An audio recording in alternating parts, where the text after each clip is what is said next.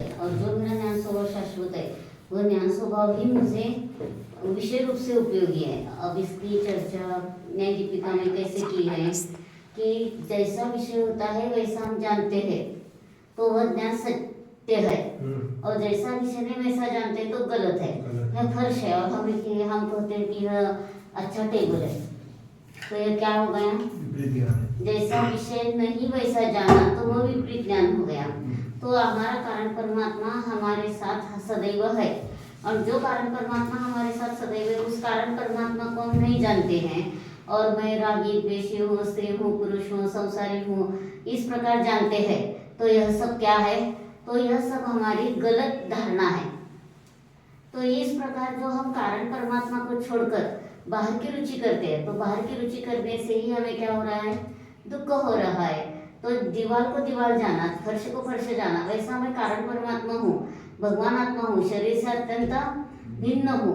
इस प्रकार अंतरंग में स्वयं का विषय जब हम जानते तो हमें अभी भी शांति और आगे भी शांति है, और स्वयं को विषय बनाकर नहीं जानते तो अभी भी दुख है, आगे भी दुख है। तो जो न्याय दीपिका का पहला अध्याय, दूसरा अध्याय, तीसरा अध्याय, अध्याय का अर्थ क्या होता है? अधि अय, अधि यानी आधार से, अय यानी इणगतो परिणत होना। एक अर्थ परिणत होना है और अय का दूसरा अर्थ जानना, दोनों अर्थ हो सकते हैं। तो जो हमारी परिणति होती है वह अध्याय कहते हैं, तो वह सामान्य अर्थ हो गया।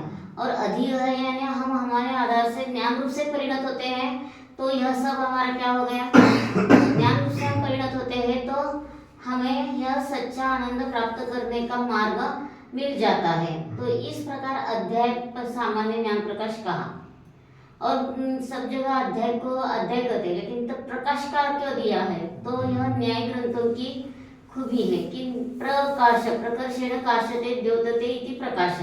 तो प्रकर्षाने जो प्रकाशित होता है उसे कहते हैं प्रकाश। तो हमारा सामान्य ज्ञान प्रकाश पहले अध्याय में बताया, बाद में दूसरे अध्याय में प्रत्यक्ष ज्ञान प्रकाश बताया, और तीसरे अध्याय में परोक्ष ज्ञान प्रकाश। तो ये क्यों ऐसा क्रम लिया? तो सामान्य ज्ञान कैसा होता है उसकी पहले हमें क्या करें मालूमात कर दें, और ज्ञान सामान्य प्रकाश के बाद प्रत्यक्ष, प्रत्यक्ष यानी स्पष्ट, प्रत्यक्ष कहो, विशद कहो, साकार कहो, अंजसा कहो, तो ये सब एकार्थवाची हो गए। तो यह प्रत्यक्ष ज्ञान जो है वही हमारे लिए अनुभूति के लिए, मोक्ष मार्गस्थ होने के लिए उपयोगी है। और जो तीसरा अध्याय में स्मृति, प्रत्यय विज्ञान, तर्क, अनुमान, आगम ऐसे भेद किए हैं, तो वे सब भेद कैसे हैं? परोक्ष हो गए, परोक्ष यानी अस्पष्ट हो गए, और जो अस्पष्ट है वह अनुभूति के लिए उपयोग नहीं। तो मैंने क्या किया कि स्मृति, प्रत्यय विज्ञान, तर्क, अनुमान से स्वयं को जाना, वह आत्मा मेरा कल, वह आत्मा ऐसा जाना तो वह स्मृति हो गया। स्मृति, प्रत्यय विज्ञान, कल जो मेरा आत्मा था वह ही आज है, इस प्रकार परोक्ष रूप से जाना तो क्या हो गया? प्रत्यय विज्ञान हो गया। और स्मृति, प्रत्यय विज्ञान, तर्क, जहाँ जहाँ ज्ञान होता है वहाँ वहाँ आत्मा होता है, इस प्रकार क्या किया? तर्क किया। तो वह परोक्ष ज्ञान में अनुभूति के लिए उपयोगी नहीं है, और यहाँ ज्ञान है इसलिए आत्मा है, इस प्रकार अनुमान किया तो भी वह अनुभूति के लिए उपयोगी नहीं। और आगम, आगम में आत्मा का ऐसा वर्णन आता है, इस प्रकार हम आगम का चिंतन करते तो वह भी चिंतन हमें अनुभूति के लिए उपयोगी नहीं है, क्योंकि आगम का जो चिंतन है वह शुभ भावात्मक हो गया और वह भी परोक्ष हो गया, तो वह हमें अनुभूति के लिए बिल्कुल उपयोगी नहीं है। तो जो प्रत्यक्ष प्रामाण्य सहित दूसरे अध्याय में ज्ञान बताया वह ही अनुभूति के लिए उपयोगी है, और उस प्रत्यक्ष प्रामाण्य से ज्ञान को हम जानते हैं तो हमें अभी भी शांति और आगे भी शांति। और हम स्वयं को नहीं जानते प्रत्यक्ष, तो अभी भी दुख है और आगे भी दुख है। तो प्रत्यक्ष का अर्थ क्या है? स्पष्ट, प्रत्यक्ष कहो, स्पष्ट कहो, साकार कहो, अंजसा, अंजसा यानी निश्चयात्मक। तो इस प्रकार जो हम ज्ञान पर्याय से स्वयं को जानते हैं तो वह ज्ञान हमें अतीन्द्रिय आनंद के लिए उपयोगी है। तो तीन प्रकाश में सॉर्टिंग करना है। आप ज्ञान सामान्य, तो सामान्य ज्ञान का वर्णन किया, लेकिन आगे क्या किया? प्रत्यक्ष ज्ञान और परोक्ष ज्ञान ऐसे दो भेद किए। तो प्रत्यक्ष ज्ञान और परोक्ष ज्ञान ऐसे दो भेद क्या किए? तो जो प्रत्यक्ष यानी स्पष्ट होता है और जो परोक्ष यानी अस्पष्ट होता है, तो जो प्रत्यक्ष ज्ञान है वह ही साधन रूप से उपयोगी है। अब विषय साधन फल की चर्चा करना है। न्याय दीपिका में मुख्यतः विषय साधन फल रहता है। विषय यानी ऑब्जेक्ट, साधन यानी जानने वाली पर्याय, और फल यानी उसका फल क्या मिला, अतीन्द्रिय आनंद। तो धर्म इज इक्वल टू अतीन्द्रिय आनंद से जीने की कला है। यह इक्वलाइजेशन समझ में आता है तो हमें अभी भी शांति है और आगे भी शांति है। और यह इक्वलाइजेशन नहीं समझ में आता है तो अभी भी दुख है और आगे भी दुख है। तो इस प्रकार हम स्वयं को जानते हैं ज्ञान पर्याय से। तो ज्ञान पर्याय कौन सी होती है? तो महाराज जी ने चार्ट किया 7 नंबर का चार्ट देखिए। तो 7 नंबर का चार्ट त्यांना दाखवा। तो 7 नंबर के चार्ट में उन्होंने कहा है कि अभेदवृत्ति परम शुद्ध निश्चय का विषय अनुभूति का विषय होता है, और जानने वाली परंपरा प्रमाण साधन रूप से होती है, और फल उसे क्या मिलता है, अतीन्द्रिय आनंद। तो विषय यानी क्या है, विषय। तो व्युत्पत्ति अर्थ है, इटमोलॉजिकल अर्थ क्या है, वी यानी विशेष रूप से, सिंह शयने सोना। तो हम विशेष रूप से हमारे आत्मा में सोते हैं, वह वास्तव में विषय है। विषय को हो, ऑब्जेक्ट को हो, एक अर्थवाची हुए। और साधन का अर्थ क्या है, स आ धन। स यानी सहित, आ यानी चोर से, धन, धन यानी स्टेट। कौन सी स्टेट हमारी है, बाहर का कपड़ा लत्ता दागिना सोना चांदी पैसा, यह हमारी स्टेट है क्या? वह हमारी स्टेट नहीं है। तो जो शुद्धोपयोग की पर्याय है वही हमारा क्या है, स्टेट है। तो शुद्धोपयोग एव शरणम, पर सब बताया था ना प्रवचन सार में क्या है, शुद्धोपयोगी शरण है। तो उसके 2 अर्थ किए। 181 गाथा में समय सार जी में क्या दिया है, शुद्धोपयोग यानी शुद्ध बुद्ध एक स्वभाव से वाच्य कारण परमात्मा। उपयोग शब्द से उन्होंने वैसा दिया है, और वह कारण परमात्मा वाच्य है। ऐसा जब हम जानते हैं तो वह कारण परमात्मा क्या हो गया, विषय रूप से उपयोग हो गया। और उस कारण परमात्मा को जानने वाली एक क्षणवर्ती पर्याय, उसको शुद्धोपयोग करते हैं तो वह प्रकट करने योग्य शुद्धोपयोग है, वह साधन रूप से पर्याय रूप से उपयोगी है। तो इस प्रकार हम स्वयं को विषय बनाकर जानते हैं, और साधन क्या हो गया, जानने वाली पर्याय, और वही हमारा स आधन, स यानी सहित, आ यानी चौर से, वही हमारा सच्चा धन है। बाहर की स्टेट हमारी स्टेट नहीं है। तो अंतरंग या शुद्धोपयोग की पर्याय अंतरंग में प्रकट होती है। तो सच्चा धन हमारे पास में है, और उस धन का उपयोग करके हम अतीन्द्रिय आनंद से जीते हैं, और उसका फल क्या लिखा, अतीन्द्रिय आनंद मिलता है। तो महाराज जी ने इस बहुत कठिनता से समझना वाला विषय है न्याय ग्रंथों में, लेकिन चार्ट करके उन्होंने उसमें बहुत इजी कैसा हम समझ सकते हैं उसके चार्ट किए हैं। चार्ट से सदस्य नंदा खाएंगे फर्क करना। तो इस प्रकार हम स्वयं को जानते हैं तो यह हमारी दुर्दशा समाप्त होती है, और हम स्वयं को नहीं जानते तो हमारी हर समय दुर्दशा चल रही है। तो क्या बताया था, भ्रुवन अपनी न भ्रुवन, खादन अपनी न खादन, चलन अपनी न चलन, स्थिरीकृत आत्म तत्वस्तु पश्चन अपनी न पश्चन। जो खाता है तो भी खाता नहीं है, जो चलता है तो भी चलता नहीं है, और जो बोलता है वह भी बोलने वाला नहीं है। तो जिसका लक्ष्य स्थिरीकृत आत्म तत्वस्तु, जिसका लक्ष्य अंतरंग में स्थिर है, वह क्या है कि अंतरंग में स्वभाव को जानता है। तो यह बाहर की क्रिया होती हुए भी उसका वह करने वाला नहीं है। तो बाहर की क्रिया करने वाला नहीं, तो मैं ये करता हूँ वह करता हूँ मैं ही करता हूँ, ऐसा बाहर का कर्तृत्व तो सहज ही क्या हो गया, छूट गया। और मैं ज्यादा करता हूँ दूसरे नहीं करते हैं, ऐसा भी विसंवाद करना, कर्तृत्व लेकर झगड़ा करना, ये भी खोटी मान्यता समाप्त होती है। मैं सिर्फ जानने वाला हूँ, जो भी बाहर का चल रहा है वह जानन रूप से चल रहा है, और इस प्रकार जानन रूप से चल रहा है ऐसा जानते हैं तो शांति है। और उस जानन स्वभाव को नहीं जानते हैं तो हर समय जो कोई आगे हमारे आता है उसका हम गलत अर्थ करते हैं, गलत समझ करते हैं। तो यह सब हमारे लिए क्या है, दुर्दशा के लिए कारण है। इसलिए एक जगह कहा है कि अनावश्यक, अनावश्यक का अर्थ क्या होता है, अनावश्यक, अन यानी नहीं, आ म्हणजे जोर से, वश यानी उसके स्वाधीन। तो बाहर का जो चल रहा है वह अनावश्यक है। तो नियम सार की जो गाथा है, आवश्यक कर्म आवश्यक अधिकार में आवश्यक कर्म बताइए है, और उस आवश्यक कर्म में क्या कहा है, जो आय यानी जो ओर से स्वयं के वश रहता है वह आवश्यक कर्म कर सकता है, और जो स्वयं को नहीं जानता है तो वह आवश्यक कर्म नहीं कर सकता है। तो उन्होंने वहाँ क्या दिया है, द्रव्य गुण पर्याय की सूक्ष्माति सूक्ष्म चर्चा करता है, लेकिन यह मैं चिदानंद आत्मा हूँ ऐसा जानता नहीं।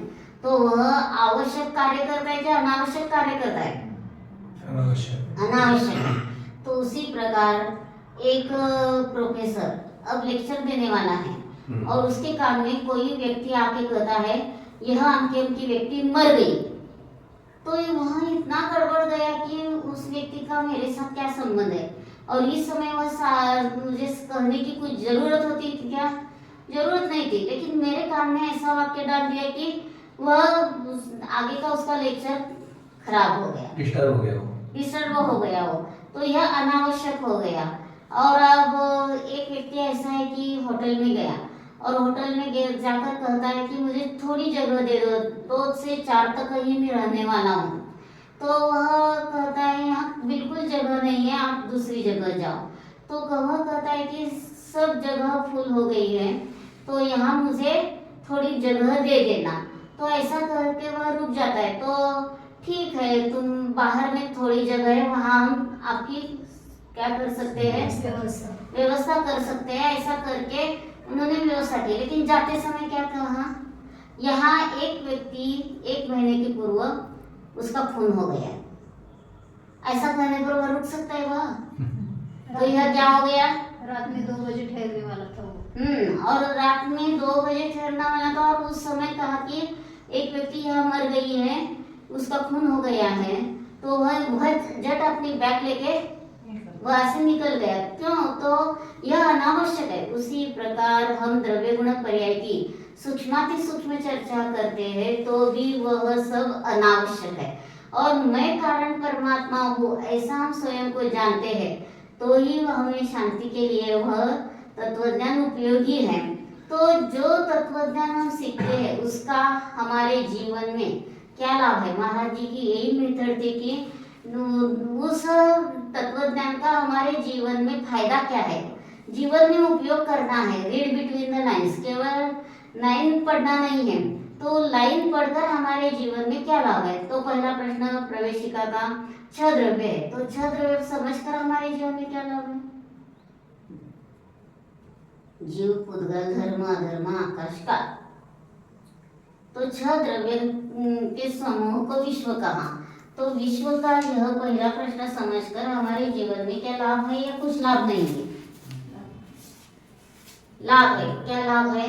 तो 6 द्रव्य समझकर शरीर पुद्गल है, शरीर के आने जाने में निमित्त धर्म द्रव्य, धर्म द्रव्य को मोशन कॉजलिटी कहते हैं।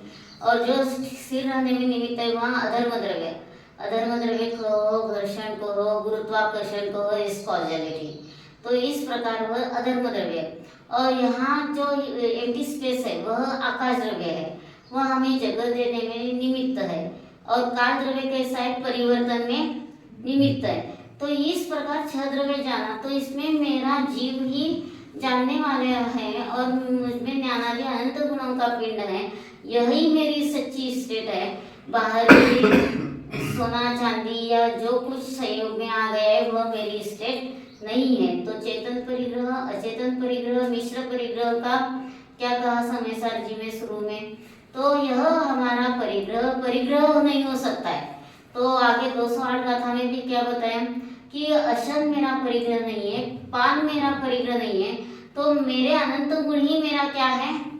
परिग्रह है। और उस हमारे अनंत गुणों के वैभव को हम जानते हैं तो वह हम शांति से जी सकते हैं। वैभव का अर्थ क्या होता है? हमें लगता है बहुत बड़ा घर है, यह वैभव है, या बहुत लोग हैं घर में, वह वैभव। वैभव वै यानी वैशिष्ट रूप से, भव यानी होना। तो मेरा अंतरंग में वैशिष्ट रूप से अनंत गुणों का पिंड है और उस अनंत गुणों के पिंड को मैं जानता हूँ तो मेरी ये सब क्या है? दुर्दशा समाप्त होती है। तो इस प्रकार हम हमारे ज्ञान दर्शन स्वभाव को जानते हैं तो हमें अभी भी शांति है और आगे भी शांति है। और इस ज्ञान दर्शन स्वभाव को हम नहीं जानते तो अभी भी दुख है और आगे भी दुख है। तो क्या बताया था? प्रथमानुयोग, करणानुयोग, चरणानुयोग और द्रव्यानुयोग। प्रथमानुयोग का अर्थ क्या कहा? प्रथम कारण परमात्मा। प्रथमतः तावत, तो पंचास्तिकाय में दिया है ना, प्रथमतः तावत यानी निश्चय यानी कारण परमात्मा। और पंचास्तिकाय की टीका में क्या है? पश्चात, पश्चात का अर्थ व्यवहार। तो पश्चात शब्द व्यवहार के लिए आता है और प्रथम शब्द कारण परमात्मा के लिए आता है। तो प्रथम अनुयोग कारण परमात्मा को बताने वाला अनुयोग, यह सूक्ष्म अर्थ हो गया। और सिर्फ 63 शलाका पुरुषों की कथाएं आती है आदि कहते तो वो स्थूल कथन हो गया। तो इस प्रकार प्रथमानुयोग में जो हमारा कारण परमात्मा है उसका मुख्य रूप से वर्णन चल रहा है और 63 शलाका पुरुषों का वर्णन गौण रूप से है। चरणानुयोग में क्या कहा? इसे छोड़ो। इसे छोड़ो यानी क्या? जो हमारी प्रमादी वृत्ति है उसको छोड़ दो। तो प्रमादी वृत्ति को छोड़ दो यह नास्तिक कथन, निगेटिव कथन हो गया। लेकिन जब हम स्वभाव को जानते हैं तो हमारी प्रमादी वृत्ति सब क्या होती है? छूट जाती है। तो यह क्या है? अस्थि रूप से अर्थ हो गया। और करणानुयोग, करण अनुयोग, करण यानी परिणाम के अनुसार जो घटित होता है उसे कहते हैं करणानुयोग। तो शुभ परिणाम करने से पुण्य बंद होता है, अशुभ परिणाम करने से पाप बंद होता है और मैं शुद्ध स्वभावी हूँ, इस प्रकार हम स्वयं को जानते हैं तो अतीन्द्रिय आनंद को प्राप्त होते हैं। तो करणानुयोग गणितीय सूत्र जैसा होता है और द्रव्यानुयोग कैसा है? ऐसा है। 3 विचार बताता है, शुभ विचार है, अशुभ विचार है और शुद्ध विचार है। शुद्ध विचार ही मोक्ष का मार्ग के लिए उपयोगी है। तो बहुत संक्लेश हो गया, तो कौन सा अनुयोग पढ़ना है?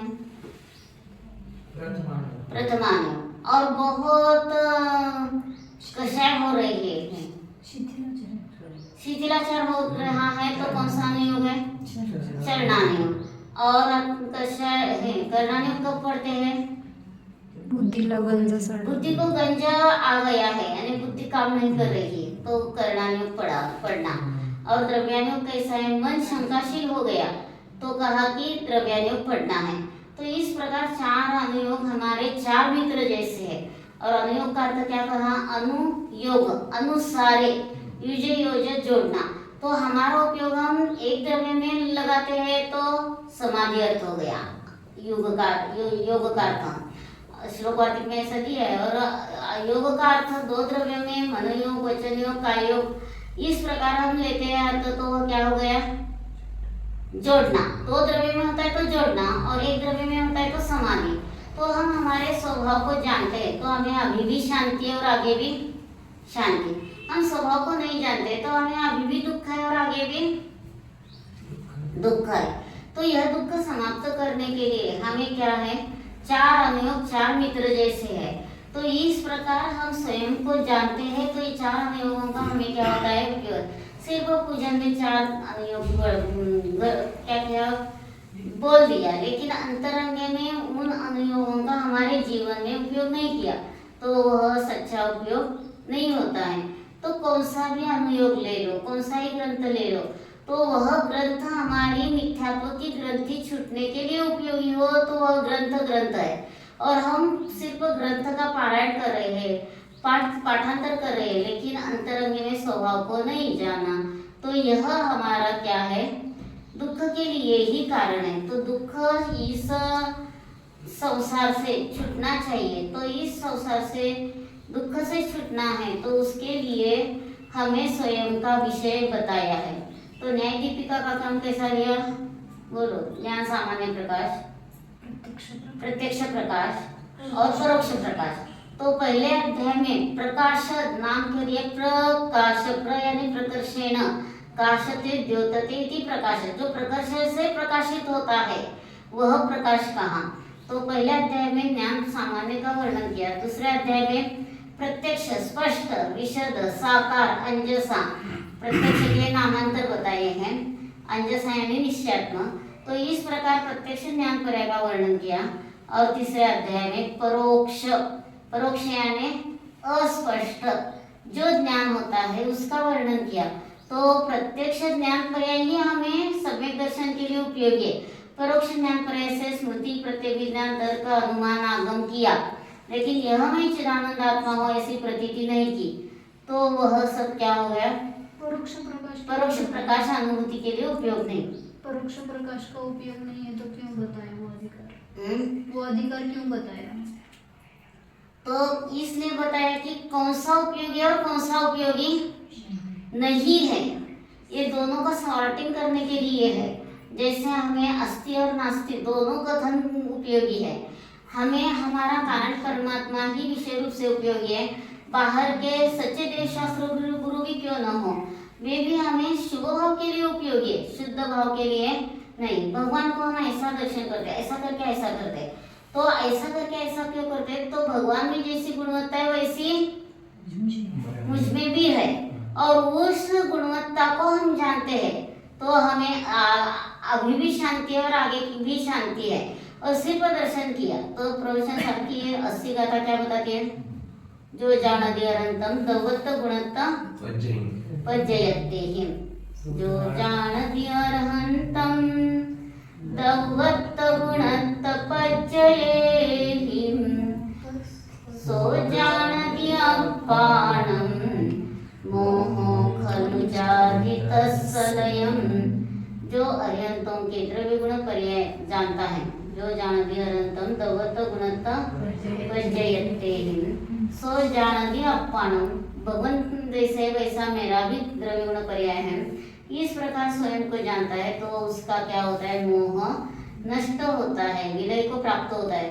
तो कोई लोग ऐसा कहते हैं कि यह 80 गाथा क्षय समय दृष्टि के लिए विलय होता है ना 80 के लिए, तो ऐसा अर्थ नहीं। महाराज जी ने बताया था कि यह उसका मोह एवं भूत नय से उसके पर्याय से निकल गया, तो वह क्षय समय दृष्टि हो, क्षय समय दृष्टि हो या उपशम समय दृष्टि हो, जिस समय वो स्वयं को जानता है उस क्षण में उसका मोह रहता नहीं है एवं भूत नय से उपयोग रूप से, तो इस प्रकार वह सम्यक दर्शन को क्या होता है? प्राप्त होता है। सिर्फ क्षयिक सम्यक दृष्टि स्वयं को जानता है ऐसा नहीं है, तो क्षय सम्यक दृष्टि भी क्यों न हो, उपशम सम्यक दृष्टि भी क्यों न हो, वह भी स्वयं को जान सकता है। तो इस प्रकार हम स्वयं को विषय बनाकर जानते हैं, तो हमें अभी भी शांति और आगे भी शांति है, और स्वयं को विषय बनाकर नहीं जानते तो अभी भी दुख है और आगे भी दुख है।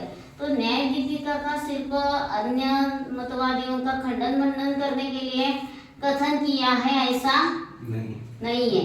तो अन्य मतवादियों के लिए हम पढ़ते हैं कि इनका खंडन बौद्ध का हो गया, इनका हो गया, तो खंडन मंडनात्मक हम पढ़ते हैं, तो यह हमारे लिए उपयोगी नहीं है।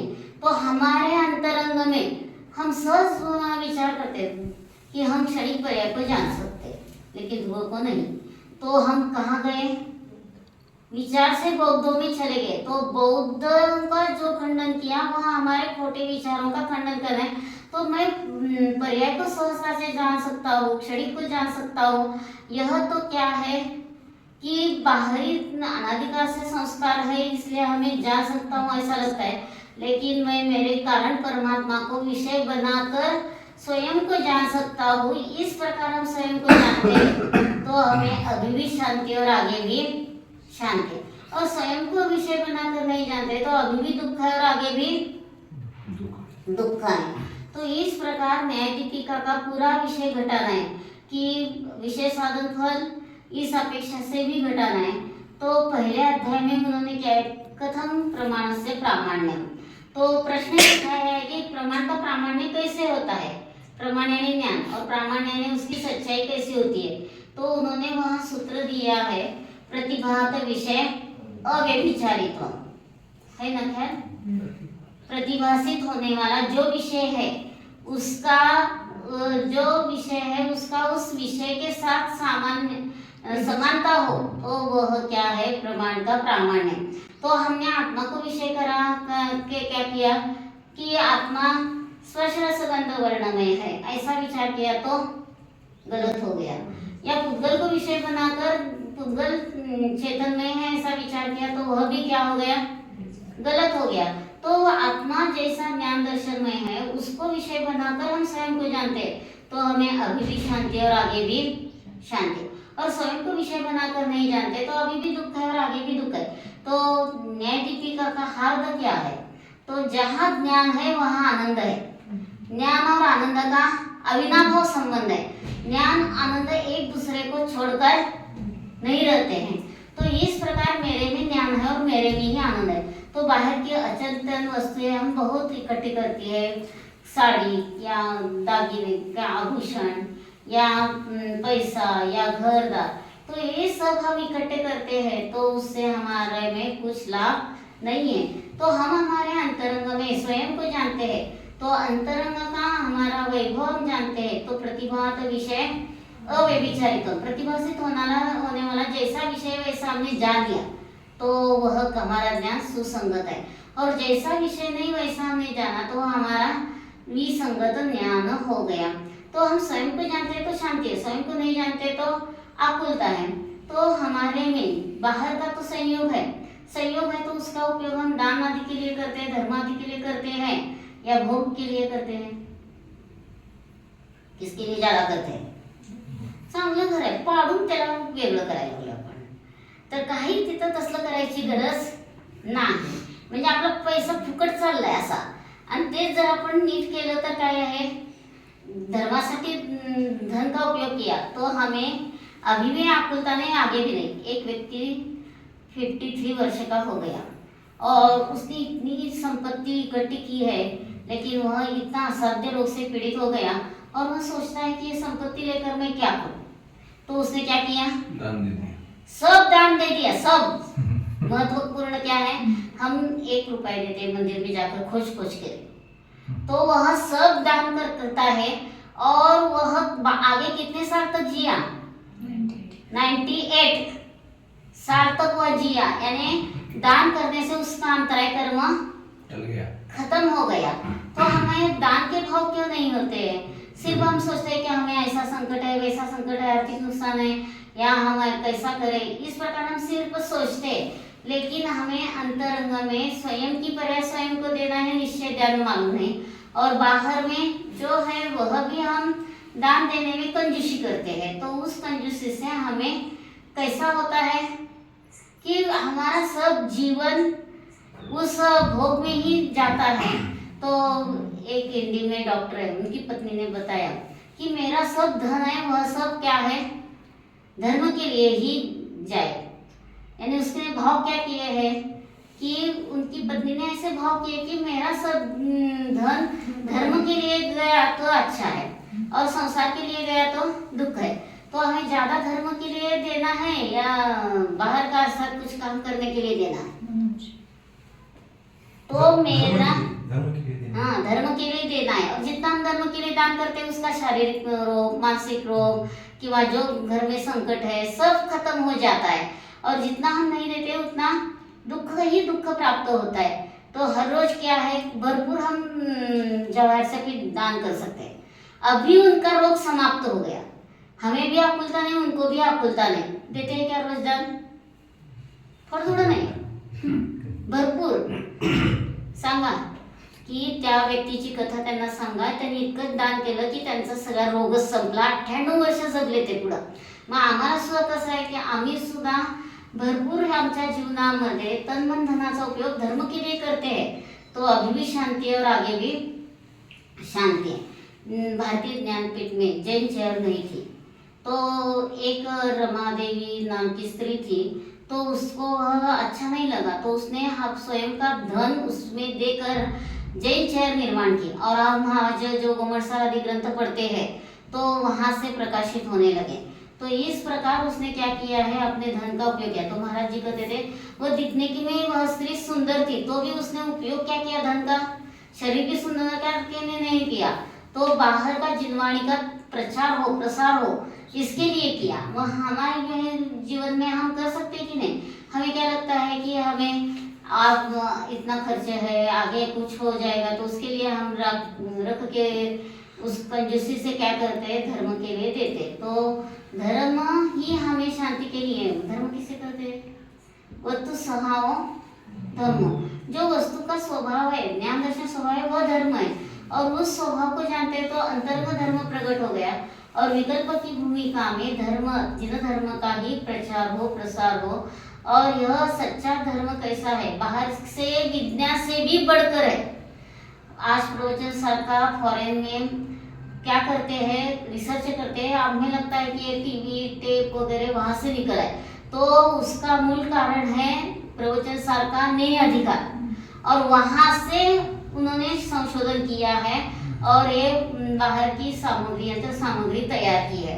तो और वे ग्रंथ आपको देखना है तो हाथ नहीं लगाते देते हैं, आपको देखना है ना उसकी कॉपी करके देते हैं, क्योंकि उसका लाइफ कम होता है, इसलिए मूल ग्रंथ को वे हाथ भी नहीं लगा। और हम कैसे ग्रंथ पढ़ते हैं, कैसे उसका उपयोग करते हैं, कहाँ भी रखते हैं, कहाँ भी उसका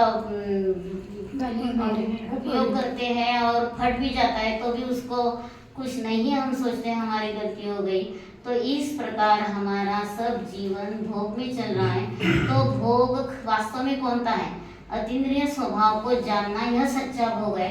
और बाहर का भोग तो क्या है कि तुच्छ है, उसमें आनंद नहीं है। तो न्याय दीपिका बताती है कि जहाँ ज्ञान है वहाँ आनंद है, अविनाभाव संबंध है और ज्ञान आनंद एक दूसरे को छोड़कर नहीं रहते हैं।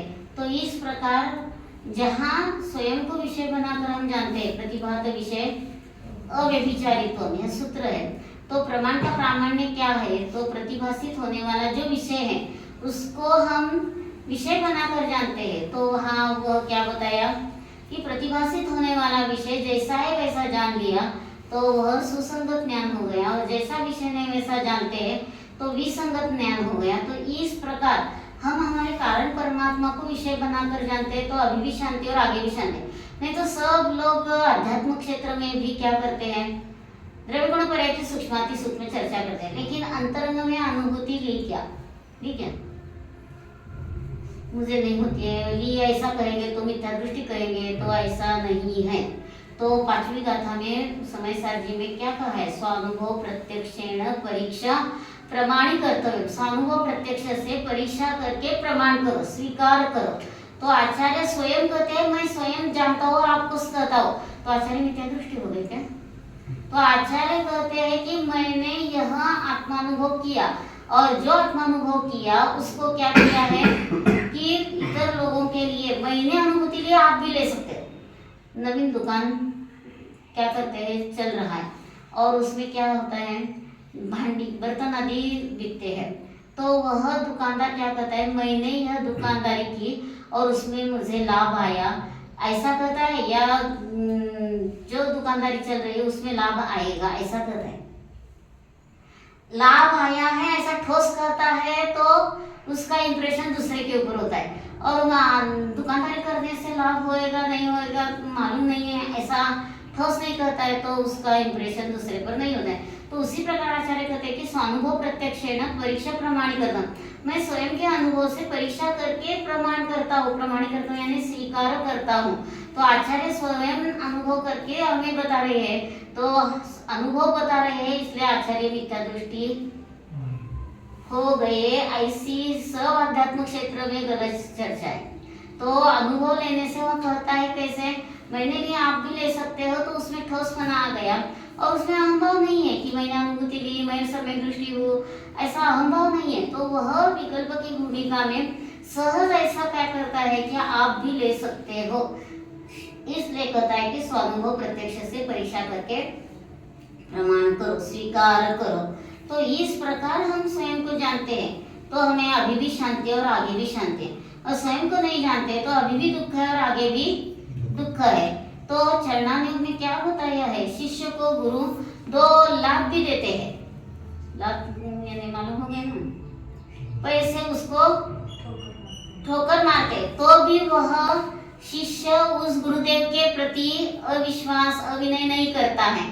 तो वहाँ वह सोचता है कि मेरी ही गलती है और मैंने ही ऐसा गलत कार्य किया है, इसलिए उनको ऐसा मुझे शिक्षा देनी पड़ी है, उनका दोष नहीं है, मेरा ही दोष है। और हम यहाँ एक शब्द कमी ज्यादा बोलते हैं तो क्या होता है, हमें ऐसा बोला मैं ऐसा बोला, ऐसा करके हम क्या करते हैं, दुख को प्राप्त होते। तो यह सब हमारी गलत धारणा है। तो उसमें उन्होंने दिया है भगवती आराधना में कि गुरु इतना उसको क्या करते हैं, पीड़ित करते हैं। गुरु का नाम ही क्या दिया है, पीड़क आचार्य। तो जब वे क्या करते हैं, संलेखना लेते हैं तो उसको पीड़ा देकर उसके पहले पर्सन जो गलती हुई है उसको बाहर निकाले, और नहीं बाहर निकली तो अंतिम समय में उसको विकल्प आ जाएगा उसका, तो उसकी असमाधि हो जाएगी।